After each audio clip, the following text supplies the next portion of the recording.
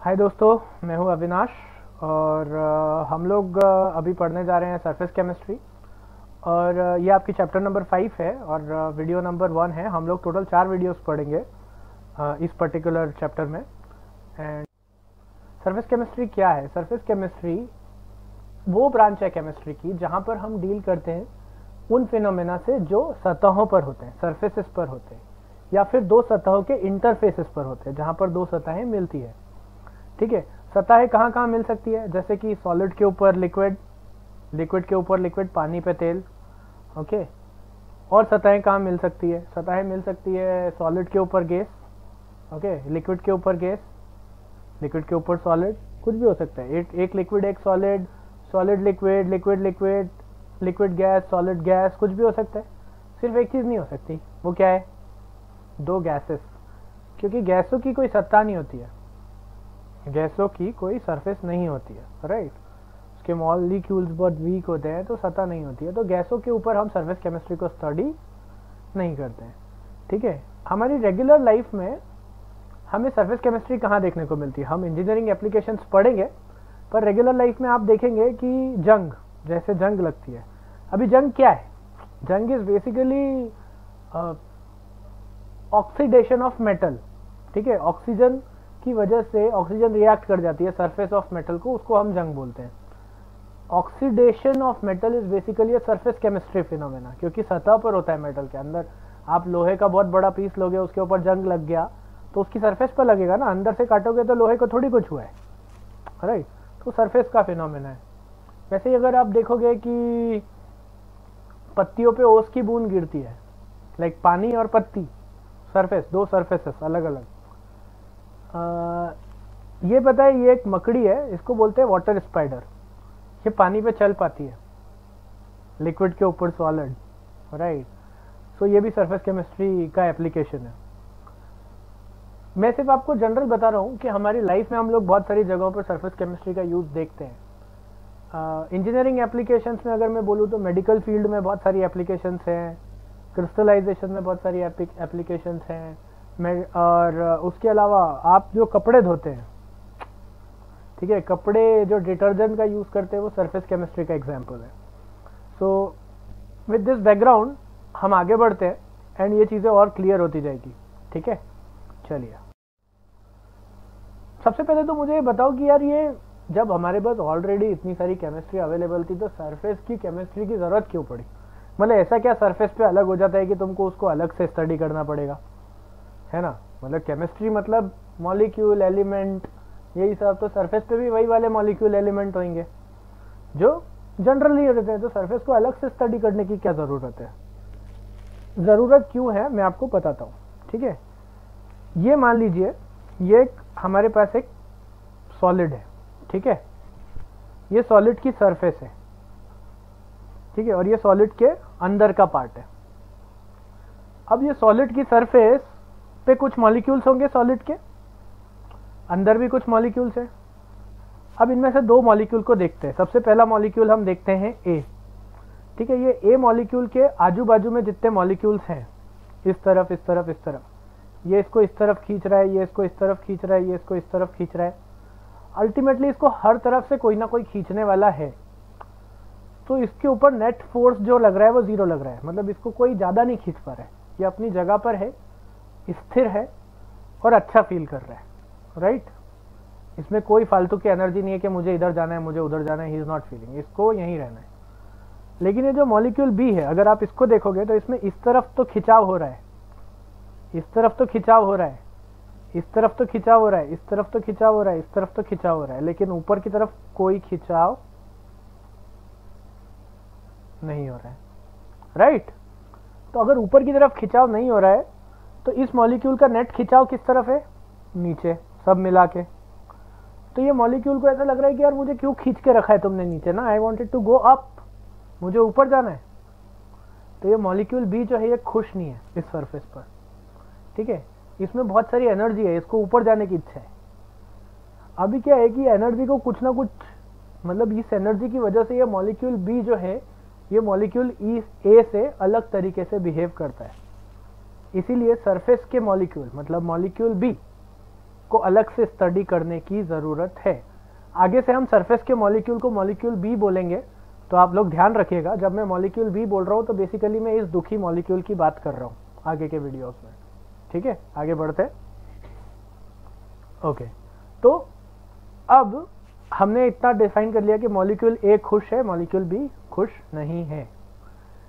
इस molecule B में एक स्ट्रेन है, एक खिंचाव है, एक परेशानी है, इसको हम बोलते हैं सरफेस टेंशन। आपने ये नाम सुना होगा फिजिक्स में। इसको फिजिकल टर्म्स में मैं आपको समझाने की कोशिश करता हूँ। ठीक है, मान लीजिए दो पुली हैं, पहला पुली, दूसरा पुली। ठीक है, एक रस्सी इसको इधर खींच रही है, एक रस्सी इसको इधर खींच रही है। अब ये जो पुली की वजह से यहाँ पे जो हो रहा है, ये रस्सी का बीच का जो पार्ट है, इसमें एक तनाव महसूस होगा, एक खिंचाव होगा, क्योंकि दोनों तरफ से खींचा रहा है ना, लेकिन ऊपर नीचे कुछ नहीं खींचा रहा है, तो ये रस्सी को थोड़ा बुरा लग रहा है, मतलब इसमें बहुत स्ट्रेन है। इस स्ट्रेन को, इस टेंशन को हम सरफेस टेंशन बोलते हैं बेसिकली। सो इसका पैरेलल जो है वो ये होता है सरफेस के ऊपर। ठीक है, जो फिनोमेना ये है वही फिनोमेना यहाँ मॉलिक्यूल बी के साथ हो रहा है। ये मॉलिक्यूल बी इस रस्सी की तरह फील कर रहा है। ओके, चलिए आगे बढ़ते हैं to make it more clear. अब भाई ठीक है, मॉलिक्यूल है, खुश नहीं है, मॉलिक्यूल बी है, खुश नहीं है, सो व्हाट, उससे क्या फर्क पड़ता है? बहुत सारे लोग खुश नहीं रहते दुनिया में। मॉलिक्यूल बी खुश नहीं है तो क्या कर लेगा? ओके, तो मैं बोलता हूं कि मॉलिक्यूल बी जब खुश नहीं होता है तो वो एड्सॉर्प्शन करता है। क्या करता है? एडजॉर्प्शन, एड्सॉर्प्शन नहीं, एडजॉर्प्शन, नॉट एब्जॉर्प्शन। बी वाला बी नहीं, डी वाला सी, दोनों डिफरेंस देख लीजिए। तो जब भी मॉलिक्यूल बी में सरफेस टेंशन है, उसकी वजह से एक फिनोमेना होता है जिसको हम बोलते हैं एडजॉर्प्शन। एडजॉर्प्शन क्यों होता है भाई? मॉलिक्यूल बी बोलता है कि यार मैं खुश नहीं हूं, मेरे को ऊपर से कुछ फोर्स डाल दो मेरे ऊपर तो मैं खुश हो जाऊंगा। मतलब ये नीचे खींच रहे हैं, तुम ऊपर से भी थोड़ा दबाव डाल दो तो मेरे फोर्स बैलेंस हो जाएंगे तो मैं खुश हो जाऊंगा। लेकिन ऊपर तो कोई है ही नहीं दबाव डालने वाला, तो कौन डालेगा? तो बोलता है कि आसपास की जो गैसेस है ना, ऑक्सीजन और ये सब जो भी है दुनिया में मेरे आजू बाजू, उनके मॉलिक्यूल को वो रिक्वेस्ट करता है कि तुम मेरे ऊपर दबाव डाल दो, ठीक है, सो दैट मैं थोड़ा खुश हो जाऊं। तो ये समझ लो, ये अपना मॉलिक्यूल बी है यहाँ बैठा हुआ, ठीक है, ये इस सरफेस पर, और ये क्या है? ये अपना बाहर का गैस है, ठीक है, ऑक्सीजन है मान लो। तो ये ऑक्सीजन के मॉलिक्यूल को बोलता है कि तुम आके थोड़ा मेरे ऊपर टिक जाओ, सो दैट क्या होएगा कि मैं थोड़ा सा खुश लगूंगा। तो मॉलिक्यूल बी इसके ऊपर आके बैठ जाता है या फिर इसके ऊपर एड्सॉर्ब हो जाता है। इस फिनोमेना को हम बोलते हैं एड्सॉर्प्शन, ठीक है। गैसेस जो आजू बाजू की चीजें हैं वो चीजें आ जाती है, ठीक है, क्योंकि मॉलिक्यूल बी उनको खींच रहा है अपनी तरफ, ठीक है, इन सब मॉलिक्यूल को। मतलब ये बी जो है ये ब्लू वाले मॉलिक्यूल्स को अपनी तरफ खींच रहा है। इस फिनोमेना को हम एड्सॉर्प्शन बोलते हैं। अभी क्या होता है कि molecular species accumulate at the surface.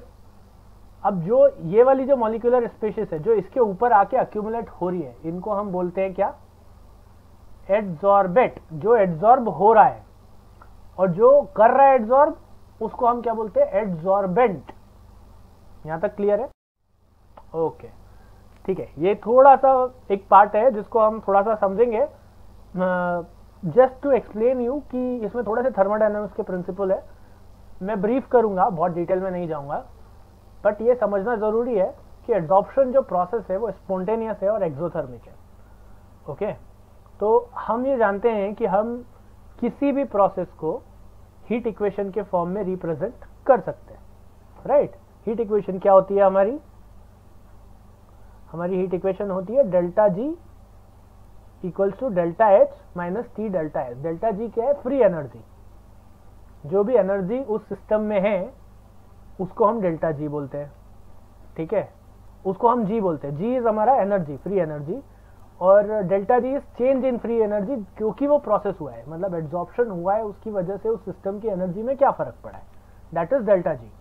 Delta H is the enthalpy, ठीक है, हीट ऑफ एंथैल्पी। इसका क्या मतलब है कि जो इंटरनल एनर्जी थी वो, और डेल्टा एच मतलब change in internal energy, okay, and delta S is entropy. Entropy क्या होता है? एंट्रोपी बेसिकली वो एनर्जी जो किसी भी एनर्जी को मैकेनिकल फॉर्म में कन्वर्ट करने की एबिलिटी को हम एंट्रोपी बोलते हैं। मतलब अगर मॉलिक्यूल मूव कर पा रहे हैं तो एंट्रोपी ज्यादा है, मॉलिक्यूल मूव नहीं कर पा रहे तो एंट्रोपी कम है। तो सीधा बात है कि भाई जहां पे डेंसिटी ज्यादा होगी, मतलब जहां पे मॉलिक्यूल पास पास में होंगे वहां पे एंट्रोपी कम होगी, जहां पे मॉलिक्यूल दूर दूर होंगे एंट्रोपी ज्यादा होगी। तो अब अपन मान लो एक मेटल के ऊपर ऑक्सीजन को एब्जॉर्ब कर रहे हैं, तो वो ऑक्सीजन तो पहले दूर दूर थे उसके मॉलिक्यूल, लेकिन एब्जॉर्ब होके तो वो और पास हो गए, अब वो मूव नहीं कर सकते ज्यादा, उनको परेशानी है। तो वो जो ऑक्सीजन के मॉलिक्यूल जो हमारे मेटल के ऊपर आके एब्जॉर्ब हुए हैं उनकी एंट्रोपी क्या हो जाएगी, कम हो जाएगी। ओके, तो डेल्टा एस जो है वो चेंज इन एंट्रोपी। तो अभी क्या हुआ कि चेंज इन एंट्रोपी तो कम हुई है, मतलब पहले ज्यादा एंट्रोपी थी अब कम एंट्रोपी होगी। ठीक है, तो डेल्टा एस तो नेगेटिव है, मतलब चेंज तो नेगेटिव हुआ। ठीक है, टेम्परेचर तो हमेशा पॉजिटिव होता है, तो यहां पर एक नेगेटिव है और ये नेगेटिव है, तो नेगेटिव नेगेटिव मिलके पॉजिटिव हो गए। तो ये वाला जो टर्म है मेरा ये तो पॉजिटिव हो गया, राइट। अभी मैं क्या बोल रहा हूं कि जब भी कोई रिएक्शन स्पॉन्टेनियस होती है, मतलब मैं बाहर से कोई एनर्जी नहीं लगा रहा हूं इसको करने के लिए, अपने आप एब्जॉर्प्शन हो रहा है भाई। मैं जंग नहीं लगाता कि आओ ऑक्सीजन लगो मेटल के ऊपर, अपने आप लग रही है ना, that is an spontaneous reaction. तो स्पॉन्टेनियस रिएक्शन के लिए डेल्टा जी हमेशा नेगेटिव होता है। ठीक है, ये सेकंड लॉ ऑफ थर्मोडायनामिक्स बोलता है। अभी डेल्टा जी नेगेटिव और ये पॉजिटिव, ठीक है, तो अब ये दिस टर्म प्लस एक पॉजिटिव इक्वल टू नेगेटिव कब होएगा, जब ये डेल्टा एच जो है वो नेगेटिव हो।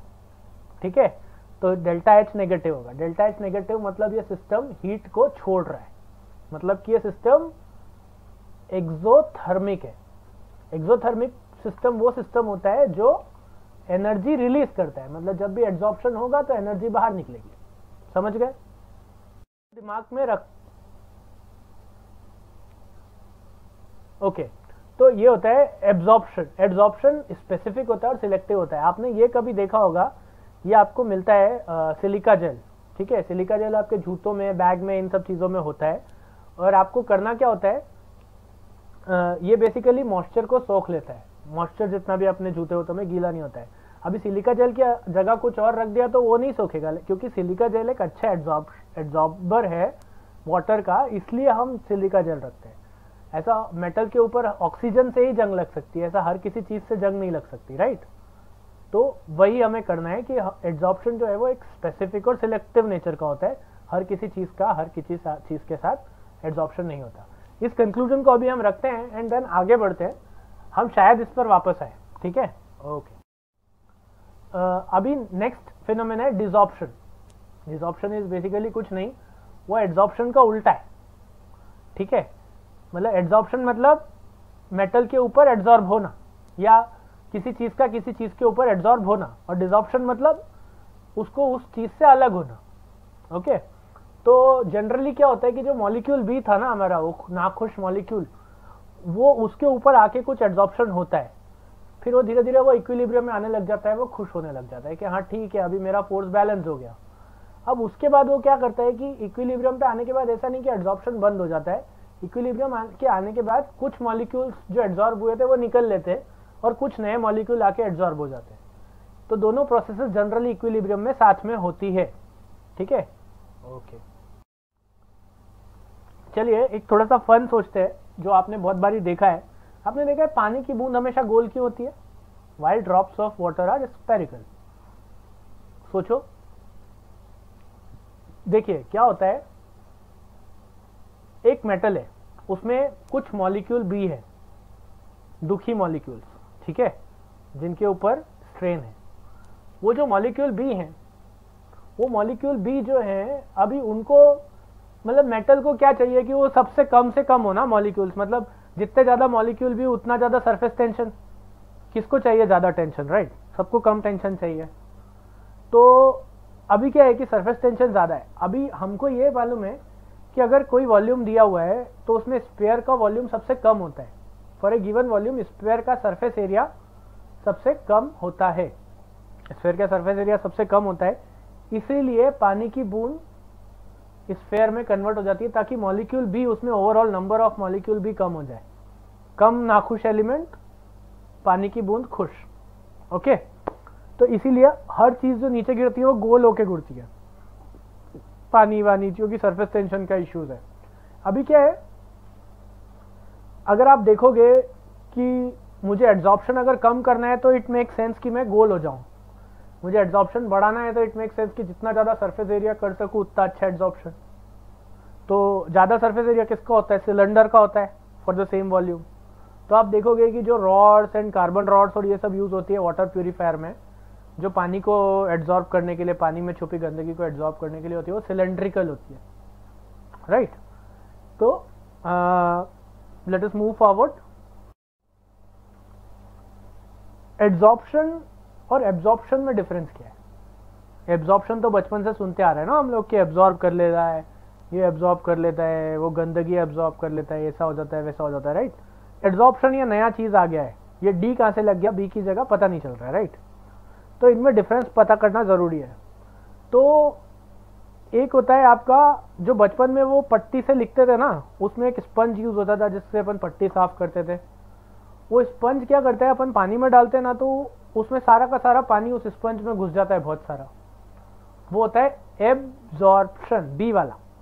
ओके, और ये जो बच्चा बाहर खेलने जाता है और गंदा होके आता है ना कीचड़ में, ये होता है एडजॉर्प्शन। इसकी बॉडी के अंदर मिट्टी खा गया होगा तो अलग बात है, बट इसकी बॉडी के अंदर मिट्टी नहीं गया, ठीक है, स्किन से। इसके स्किन के सरफेस पे मिट्टी के मॉलिक्यूल एड्जॉर्ब हो गए हैं, ठीक है।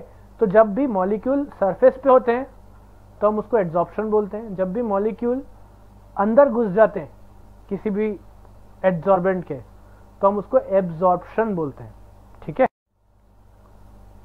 हाँ, इट इज क्लियर कौन सा एब्जॉर्प्शन है कौन सा एड्जॉर्प्शन, राइट। हाँ, ओके। मोर एग्जाम में लिखने लायक, क्योंकि मोटू का चित्र बना गया होगे तो फेल हो जाओगे। तो difference between adsorption and absorption, जो मॉलिक्यूलर स्पीशीज का कंसंट्रेशन है सरफेस पर एड्जॉर्प्शन में, वो डिफरेंट रहेगा बल्क से। मतलब बल्क में कंसंट्रेशन नहीं रहेगा मॉलिक्यूलर स्पीशीज का और सरफेस पर रहेगा। एब्जॉर्प्शन में क्या होगा, कंसंट्रेशन पूरे के पूरे मेटल में एक जैसा रहेगा, ठीक है। ऑब्वियसली एड्जॉर्प्शन क्यों हो रहा है, क्योंकि मॉलिक्यूल भी खुश नहीं है, राइट। जैसे जैसे शुरू में एड्जॉर्प्शन होएगा, बी खुश होता जाएगा, बी खुश होता जाएगा तो एड्जॉर्प्शन की रेट कम हो जाएगी, ठीक है। तो शुरू में एड्जॉर्प्शन बढ़ेगा, देन एड्जॉर्प्शन कम हो जाएगा, ओके। लेकिन जो ये है एब्जॉर्प्शन है वो एक जैसा होगा, ठीक है। एड्जॉर्प्शन ऑब्वियसली सरफेस का फिनोमेना है और एब्जॉर्प्शन जो है वो सब जगह होता है, कोई इसमें तो कोई डाउट ही नहीं है। सॉर्प्शन, कभी ऐसा भी तो हो सकता है कि यार किसी चीज का एड्जॉर्प्शन भी हो रहा है और एब्जॉर्प्शन भी हो सकता है, राइट, हो सकता है। तो दोनों जब एक साथ होते हैं तो हम उसको बोलते हैं सॉर्प्शन, ठीक है। सॉर्प्शन में मैं आपको एक एक्सपेरिमेंट देता हूं जहां पे सॉर्प्शन होता है। आप घर पे कर पाओगे या नहीं मुझे नहीं पता, बट अगर कर सको तो ट्राई करना। एक चौक लेना, उसको इंक में डालना, ओके। वो चौक बाहर से ब्लू हो जाएगी, राइट। उस चौक को आप तोड़ना, वो अंदर से गीली हो जाएगी। तो इसका मतलब क्या हुआ बेसिकली कि जो इंक के ब्लू पार्टिकल थे वो तो एड्जॉर्ब हुए, और पानी जो था इंक के अंदर का वो एब्जॉर्ब हुआ, ओके। इसलिए दोनों चीजें साथ। पॉजिटिव एंड नेगेटिव एब्जॉर्प्शन मैं आपको बता रहा हूं, इसका ज्यादा मतलब नहीं है, बट फिर भी मैं आपको बता रहा हूं फॉर द सेक ऑफ कि ये चीज कंप्लीट हो जाएगी, ओके। तो जब भी कंसंट्रेशन किसी भी एड्जॉर्बेंट का सरफेस पर ज्यादा होता है देन उसके अंदर, तो उसको हम पॉजिटिव एब्जॉर्प्शन बोलते हैं। अंदर जाता है उसको हम क्या बोलते हैं, एब्जॉर्प्शन बोलते हैं। तो अगर अंदर का कंसंट्रेशन बाहर के कंसंट्रेशन से ज्यादा कम है तो हम पॉजिटिव एब्जॉर्प्शन बोलते हैं। मतलब कि एब्जॉर्प्शन अगर एड्जॉर्प्शन से कम हुआ है तो हम पॉजिटिव एब्जॉर्प्शन बोलते हैं। लेकिन अगर एब्जॉर्प्शन एड्जॉर्प्शन से ज्यादा हुआ है तो फिर हम उसको नेगेटिव एब्जॉर्प्शन बोलते हैं, ठीक है। तो जैसे कि KCl का अगर सॉल्यूशन लेते हैं हम और उसको हम चारकोल के साथ मिक्स करते हैं तो वो नेगेटिव ऑब्जॉर्प्शन दिखाता है। इसका मतलब क्या है कि KCl का सॉल्यूशन ना पूरा अंदर घुस जाता है चारकोल के, वो एड्जॉर्ब नहीं होता है, एड्जॉर्ब कम होता है, बाहर सरफेस पे कम रहता है, अंदर ज्यादा घुस जाता है, तो उसको हम नेगेटिव एड्जॉर्प्शन बोलते हैं। ठीक है, अब दो टाइप के एड्जॉर्प्शन होते हैं। ठीक है, सबसे पहला होता है फिजिकल एड्जॉर्प्शन जिसको हम फिजिसॉर्प्शन भी बोलते हैं, और दूसरा होता है केमिकल एड्जॉर्प्शन जिसको हम केमिसॉर्प्शन बोलते हैं। ठीक है, फिजिसॉर्प्शन क्या होता है, ये वीक वंडरवॉल फोर्सेस की वजह से होता है। वंडरवॉल फोर्सेस क्या होते हैं, वो डाइपोलर फोर्सेस होते हैं जो इन जनरल हर मॉलिक्यूल में हमेशा होते हैं। ठीक है, बिकॉज ऑफ उसके इलेक्ट्रिक चार्ज की वजह से, उसके इलेक्ट्रॉन की वजह से। ठीक है, उसको हम वंडरवॉल फोर्सेस बोलते हैं। तो वो जनरली हर मॉलिक्यूल में हमेशा प्रेजेंट होते हैं, लेकिन वो बहुत वीक होते हैं, लेकिन मॉलिक्यूलर लेवल पर अट्रैक्ट करने के लिए काफ़ी है। तो क्या होता है कि वंडरवॉल फोर्सेस की वजह से वो दूसरा जो मॉलिक्यूल है एड्जॉर्बेंट का, वो जाके एड्जॉर्बेंट के ऊपर जाके चिपक जाता है। ठीक है, फॉर एग्जांपल आप बाहर निकले और आपकी स्किन के मॉलिक्यूल ने धूल के मॉलिक्यूल को एड्जॉर्ब कर लिया, तो आपके ऊपर धूल लग गया। ओके, ये होता है फिजिकल एड्जॉर्प्शन। ठीक है, धूल लगने वाला एग्जांपल याद रखिएगा फिजिकल एड्जॉर्प्शन के टर्म्स में। केमिकल एड्जॉर्प्शन में क्या होता है कि वो मॉलिक्यूल आया, आपके मॉलिक्यूल के ऊपर टच हुआ, आपके साथ केमिकल बॉन्ड बना लिया, उसने एक नया कंपोनेंट बना लिया सरफेस के ऊपर, उसको हम बोलते हैं chemical adsorption, forming chemical bond. ठीक है, इसमें क्या है, जैसे मान लो लोहे के ऊपर जंग लगी, तो क्या हुआ कि लोहे का जो ऊपर का लोहे का फॉर्मूला क्या होता है, Fe। ठीक है, उसके ऊपर ऑक्सीजन एड्जॉर्ब होती है तो क्या बोलता है, फेरस ऑक्साइड बनता है। ठीक है, लोहे का ऑक्सीडेशन हो जाता है, तो वो जंग जो है वो केमिकल एड्जॉर्प्शन है। ठीक है, जैसे कि यहाँ पे इसने जंग लगना बताया है कोबाल्ट का, कोबाल्ट प्लेटिनम मेटल का, तो आप देखोगे कि ये जो लाल है ये ऑक्सीजन है। ठीक है, और ये जो हरा है ये कोबाल्ट है। ठीक है, और ये जो नीला है, सॉरी जो पर्पल है वो प्लेटिनम है। तो प्लेटिनम कोबाल्ट का एक मेटल था, उसके ऊपर ऑक्सीजन ने आके बॉन्ड बना के एड्जॉर्ब हो रही है उसके सरफेस पर। ठीक है, ये केमिकल एड्जॉर्प्शन का एग्जांपल है। चलिए थोड़ा और पॉइंट वाइज पढ़ते हैं, what is the difference between physical and chemical adsorption. सबसे पहली बात, ठीक है, अभी फिजिकल एड्जॉर्प्शन हो रहा है मान लो।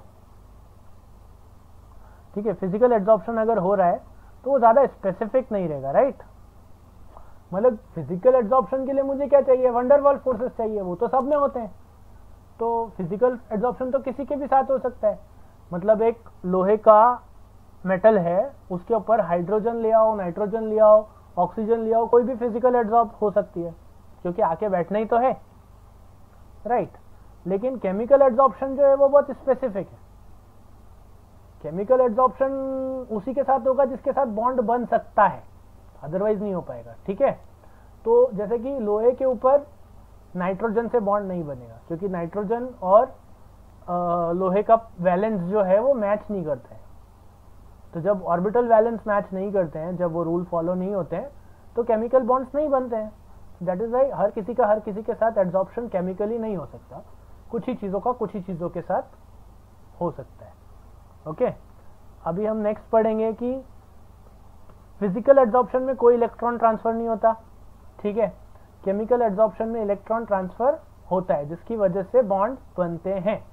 किस किस के बीच में बॉन्ड बनते हैं, एड्जॉर्बेट मतलब कि मेटल हो गया इस केस में एग्जांपल में, और एड्जॉर्बेट मतलब कि ऑक्सीजन, और एड्जॉर्बेंट मतलब कि मेटल और ऑक्सीजन के बीच में बॉन्ड बनेगा, ऐसा केमिकल एड्जॉर्प्शन होता है। ठीक है, अभी एड्जॉर्ब्ड स्पीसीज का कोई डिसोसिएशन नहीं है, और यहाँ पर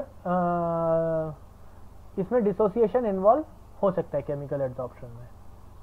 ठीक है, फिर उसके बाद फिजिकल एड्जॉर्प्शन मोनोलेयर होगा या मल्टी लेयर भी हो सकता है, लेकिन केमिकल एड्जॉर्प्शन एक ही लेयर में होगा। मतलब एक सरफेस है, मान लो लोहे का सरफेस है ना, अब उसके ऊपर मैं कितने भी नाइट्रोजन के बॉन्ड लाके लगा दूंगा, नाइट्रोजन के मॉलिक्यूल लाके लगा सकता हूँ, जब तक मेरी वंडरवॉल फोर्सेस काम कर रही है जितनी दूर तक, उतनी ऊपर तक मैं नाइट्रोजन के फोर्स बॉन्ड लगा सकता हूँ। ठीक है, फिजिकल एड्जॉर्प्शन होना इजी है, कितने भी लेयर में हो सकता है। लेकिन केमिकल एड्जॉर्प्शन, मान लो ऑक्सीजन की एक लेयर से जंग लगा दी मैंने, लोहे पे, तो अब दूसरी बार जंग थोड़ी लगेगी, ऑक्सीजन के ऊपर ऑक्सीजन तो नहीं बैठेगा, क्योंकि फॉर द केमिकल एब्जॉर्प्शन दो मॉलिक्यूल, दो डिफरेंट टाइप के मॉलिक्यूल को पास पास में होकर टच होना जरूरी है, राइट। तो ये सिर्फ एक ही लेयर में हो सकता है, केमिकल एब्जॉर्प्शन एक लेयर में हो सकता है, फिजिकल एब्जॉर्प्शन मल्टीपल लेयर में हो सकता है। फिजिकल एब्जॉर्प्शन जनरली लो टेम्परेचर्स पर होता है और केमिकल एब्जॉर्प्शन मल्टीपल टेम्परेचर्स पर पॉसिबल है, थोड़े ज़्यादा टेम्परेचर्स पर भी हो जाता है, ठीक है। इसमें जो हीट रिलीज होती है, एनर्जी रिलीज होती है वो -20 के जूल होती है, और इसमें जो एनर्जी रिलीज होती है वो 200 किलो जूल के रेंज में होती है। तो मतलब कि केमिकल एब्जॉर्प्शन में ऑब्वियसली ज़्यादा एनर्जी रिलीज होती है, क्योंकि बी मॉलिक्यूल ना ज़्यादा खुश होता है बॉन्ड बना के, ठीक है, तो वो ज़्यादा एनर्जी छोड़ता है। जैसे टेम्परेचर इंक्रीज फिजिकल एब्जॉर्प्शन कम हो जाता है, ठीक है। टेम्परेचर बढ़ाओ फिजिकल एब्जॉर्प्शन कम, टेम्परेचर बढ़ाओ तो बहुत देर तक केमिकल एब्जॉर्प्शन बढ़ते रहता है, देन उसके बाद टेम्परेचर एक लेवल से ज़्यादा बढ़ने के बाद केमिकल एब्जॉर्प्शन कम, ठीक है। अभी फैक्टर्स क्या हैं जो एब्जॉर्प्शन को अफेक्ट कर सकते हैं।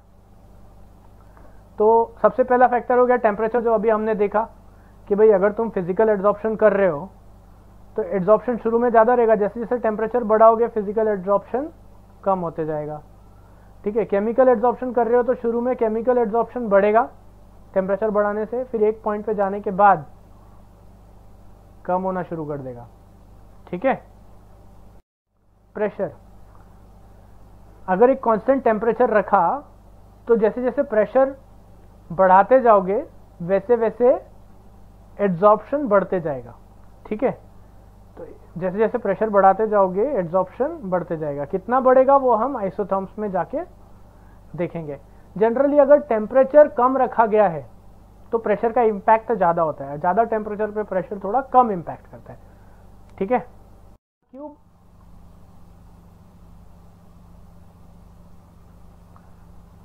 आपने देखा होगा कि कुछ गैस बेटर एब्जॉर्बेंट होती है देन दूसरी गैस से। फॉर एग्जांपल आपने ये चारकोल वाला ऐड देखा होगा, ठीक है।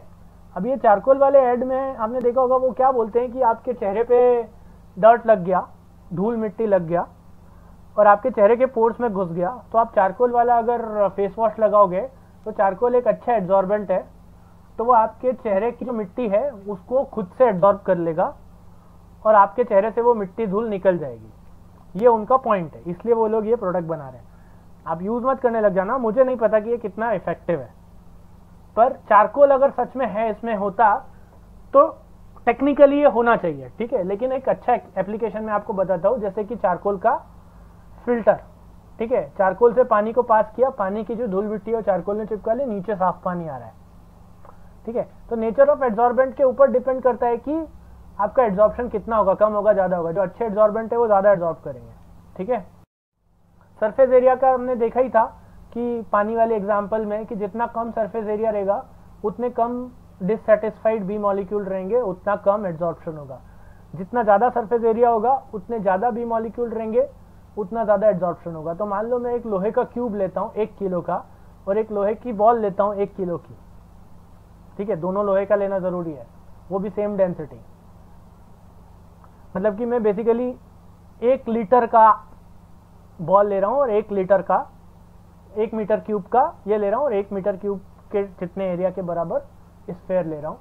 ये दोनों सेम वॉल्यूम के अगर मैं लेता हूं तो इस पे एब्जॉर्प्शन कम होगा एंड इस पे एब्जॉर्प्शन ज्यादा होगा। तो सरफेस एरिया के इनवर्सली प्रोपोर्शनल है absorption. Nature of absorbent, obviously जब एब्जॉर्बेंट के ऊपर डिपेंड करता है तो एब्जॉर्बेट के ऊपर भी डिपेंड करेगा कि एब्जॉर्ब होने वाला कौन है, ठीक है। तो वो बोलते हैं कि भाई जो भी गैस है जिसका ग्रेटर वंडरवॉल फोर्सेस है, जिसमें वंडरवॉल फोर्सेस ज्यादा होगी वो ज्यादा एब्जॉर्ब होगा, जिसमें वंडरवॉल फोर्सेस कम होगी वो कम एब्जॉर्ब होगा। वंडरवॉल फोर्सेस किसकी ज्यादा रहेगी, जिसका मास ज्यादा रहेगा। तो भाई जो गैस के मॉलिक्यूल भारी है वो ज्यादा एब्जॉर्ब होंगे, जो गैस के मॉलिक्यूल हल्के हैं वो कम एब्जॉर्ब होंगे। तो जैसे कि और ऑब्वियसली मॉलिक्यूल से और क्रिटिकल टेम्परेचर, मतलब जिस टेम्परेचर पर गैस लिक्विफाई होती है वो डायरेक्टली प्रोपोर्शनल होती है उसका मास कितना है। फॉर एग्जांपल हाइड्रोजन को लिक्विफाई करना बहुत आसान है, 33 केल्विन पर वो लिक्विफाई हो जाती है, तो हाइड्रोजन को एब्जॉर्ब करना बहुत मुश्किल होगा। वहीं SO2 को एब्जॉर्ब करना बहुत आसान होगा, ओके। तो नेचर ऑफ एब्जॉर्बेंट के ऊपर भी डिपेंड करेगा। एक्टिवेशन, हमने एक्टिवेशन की बात किया था। एक्टिवेशन का मतलब क्या होता है बेसिकली कि अगर किसी सरफेस पर पहले से एड्सॉर्बेंट है, एड्सॉर्प्शन हो चुका है उस पर, मतलब लोहे पे मान लो जंग लग चुकी है, तो अब और जंग नहीं लगेगी ना। तो अगर तुम्हें किसी चीज को अच्छा एड्सॉर्बर बनाना है तो सबसे पहले उसको पुराने एड्सॉर्प्शन को हटाओ, या तो नया नया लेकर आओ बिना एड्सॉर्प्शन वाला, जिस पे एड्सॉर्प्शन नहीं हुआ है तो वो अच्छा एड्सॉर्बर रहेगा। ठीक है, तो कितना एक्टिवेटेड है, कितना एड्सॉर्प्शन नहीं हो चुका है, लोहा कितना प्योर है, अभी फैक्ट्री से निकाल के पिघला हुआ लोहा लेके पिघाल के अभी जमा कर लेकर आए तो उस पर जंग लगने के चांसेस ज़्यादा होंगे क्योंकि वो एक्टिवेटेड लोहा है। ठीक है, फॉर एग्जाम्पल एक्वागार्ड के अंदर हम लोग कार्बन रॉड लगाते हैं चारकोल की, तो चारकोल की रॉड आप 1 साल तक यूज़ करोगे तो उसमें खूब सारी डर्ट एब्जॉर्ब हो जाएगी 1 साल में।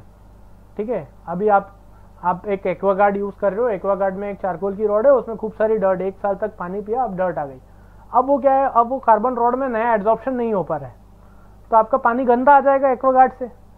तो आप कंपनी में फ़ोन करोगे कि भाई देखो हमारा पानी गंदा आ रहा है यार, तो कंपनी वाले बोलेंगे सर आपने कार्बन रॉड कब बदलवाई थी? तो आप बोलोगे 1 साल हो गया, तो वो बोल रहे कि भाई आपकी कार्बन रॉड जो है वो पुरानी हो गई है, आप एक नई एक्टिवेटेड कार्बन रॉड ले लीजिए।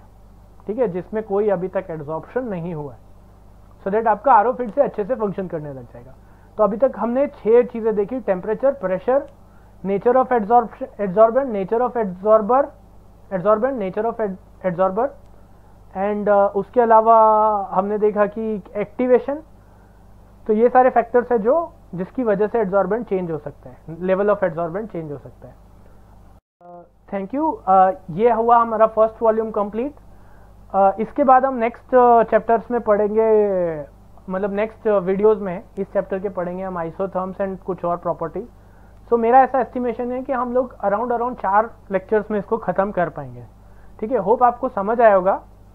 एंड मैं स्लाइड पर नंबर डालना भूल गया हूँ, बट मैं देखूंगा कि मैं वीडियो के अंदर नंबर डाल पाऊँ। सो आप लोग मुझे कांटेक्ट कर सकते हैं उस नंबर पर अगर कोई डाउट है तो। ठीक है, थैंक यू वेरी मच।